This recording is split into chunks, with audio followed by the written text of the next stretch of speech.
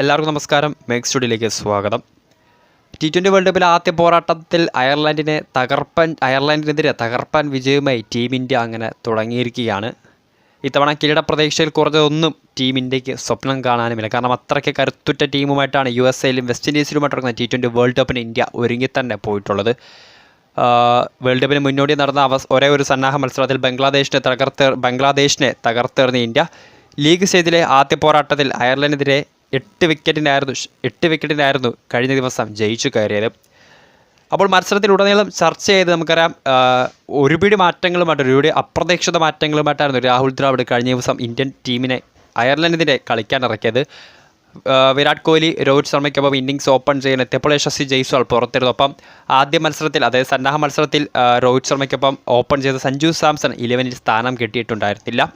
പിന്നീട് എടുത്തു പറയേണ്ട പ്രധാനപ്പെട്ട മാറ്റം നമുക്കറിയാം, 4 ഓൾറൗണ്ടേഴ്സിനെ വെച്ചായിരുന്നു കഴിഞ്ഞ ദിവസം അയർലൻഡിനെതിരെ ഇന്ത്യ കളിച്ചത്. അതിൽ 2 സ്പിൻ ഓൾറൗണ്ടർമാരും ഒപ്പം 2 പേസ് ഓൾറൗണ്ടർമാരായിട്ട് ഹാർദിക് പാണ്ഡ്യയും യുവതാരം ശിവം ഡൂബയും 11-ലെത്തിയപ്പോൾ 2 സ്പിൻ ഓൾറൗണ്ടർമാരായിട്ട് അക്സർ പട്ടേലും രവീന്ദ്ര ജഡേജയുമായിരുന്നു കഴിഞ്ഞ ദിവസം കളിക്കാൻ ഇറങ്ങിയത്. സോ അങ്ങനെ ഒരുപിടി മാറ്റങ്ങളുമായിട്ടായിരുന്നു പരിചിതമല്ലാത്ത പിച്ചിൽ ഇന്ത്യ T20 വേൾഡ് കപ്പിൽ ആദ്യ പോരാട്ടം കളിക്കാൻ ഇറങ്ങിയതും ത്രില്ലിംഗ് വിജയം തന്നെ നേടിയെടുത്തിട്ടുള്ളതും. സോ നമ്മളെല്ലാം ഉറ്റുനോക്കുന്നത് സഞ്ജു സാംസനെ തന്നെയാണ്. കാരണം സന്നാഹ മത്സരത്തിൽ കളിക്കാൻ അവസരം കിട്ടിയെങ്കിൽ പോലും 6 പന്തുകൾ നേരിട്ട താരം 1 റൺസ് എടുത്തായിരുന്നു പുറത്തായത്.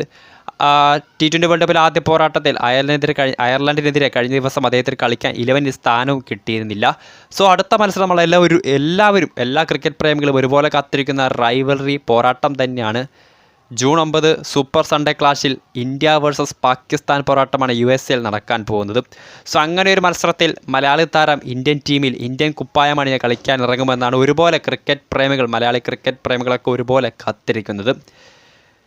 നമുക്കറിയാം, അമേരിക്കയിലെ പിച്ച്, ഇന്ത്യയുടെ ലീഗ് സ്റ്റേജ് പോരാട്ടങ്ങളെല്ലാം അമേരിക്കയിലാണ്, USA-ലാണ് നടക്കാൻ പോകുന്നത്. സോ അമേരിക്കയിലെ പിച്ചുകളെ സംബന്ധിച്ച് നമുക്കറിയാം, അധികം ഇന്ത്യൻ താരങ്ങൾ അധികം കളിച്ച് പരിചിതമില്ലാത്തൊരു പിച്ചാണ് USA-ൽ. സോ അതിനകത്ത് നമുക്ക് സന്നാഹ മത്സരത്തിൽ തന്നെ നമ്മൾ പലതവണ കണ്ടിട്ടുണ്ടായിരുന്നു. ഒപ്പം കഴിഞ്ഞ ദിവസം അയർലൻഡിനെതിരായ പോരാട്ടത്തിൽ ടോസ് നേടിയ രോഹിത് ശർമ്മയും വ്യക്തമായി തന്നെ അക്കാര്യം പറഞ്ഞതായിരുന്നു.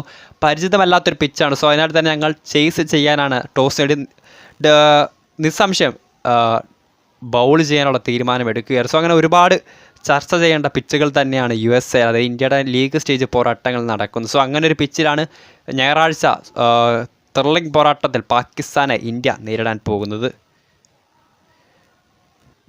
സോ അങ്ങനെ ഒരു സ്ലോ പിച്ചിലാണ് കഴിഞ്ഞ ദിവസം ബുംറയും സിറാജും അർഷ്ദീപും കൂടാതെ 2 പേസ് ഓൾറൗണ്ടർമാരായിട്ടുള്ള ഹാർദിക് പാണ്ഡ്യയുടെയും ശിവം ഡൂബയുടെയും കൂടി സേവനം ഇന്ത്യ ലഭ്യമാക്കിയത്. സോ അങ്ങനെ മറ്റാരും ചിന്തിക്കാത്തൊരു മികച്ച തന്ത്രവുമായിട്ട് തന്നെയായിരുന്നു രാഹുൽ ദ്രാവിഡ് സംഘത്തെ ഇറക്കിയത്. സോ അതിനാൽ തന്നെ പാകിസ്ഥാനെതിരെ കരുത്തൊരു ടീമിനെ തന്നെ രാഹുൽ ദ്രാവിഡ് കളത്തിലിറക്കും. ആ ടീമിൽ മലയാളി താരം സഞ്ജു സാംസൺ ഉണ്ടാകുമെന്ന ആകാംക്ഷയിൽ തന്നെയാണ് ക്രിക്കറ്റ് മലയാളികൾ. സോ കാത്തിരിക്കാം, സഞ്ജു സാംസൺ കളിക്കുമോ അതോ ഇല്ലയോ. വീഡിയോ ഇഷ്ടപ്പെട്ടാൽ ലൈക്ക് ചെയ്യുക, ഷെയർ ചെയ്യുക. കൂടുതൽ വാർത്തകൾക്കായി ചാനൽ സബ്സ്ക്രൈബ് ചെയ്യുക.